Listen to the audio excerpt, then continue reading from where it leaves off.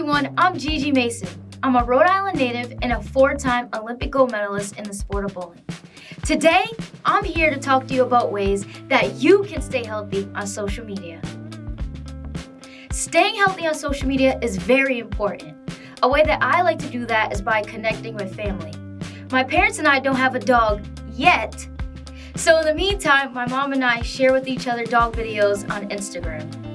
I also use social media to share both fun and not so fun practice videos.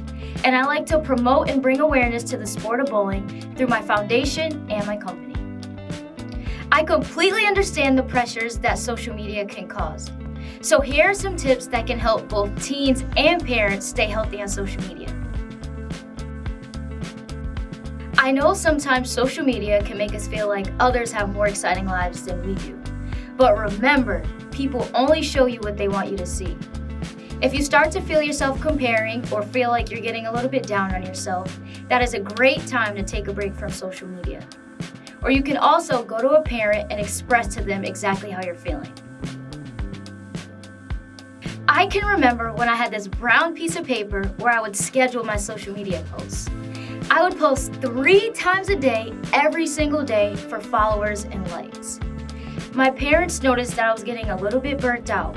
We talked about social media as a family, and they suggested that I be more of myself and to also post when I can. Having a conversation with your teens about what they're posting on social media, as well as how often, can be very beneficial, because it was to me. I no longer use that brown piece of paper or post 3 times a day.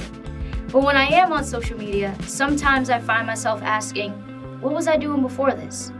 When I ask myself that question, I definitely know it's time to take a break. Social media is a great tool, but we have to make sure that we make room for things that truly matter to us. In my case, that's family and of course bowling.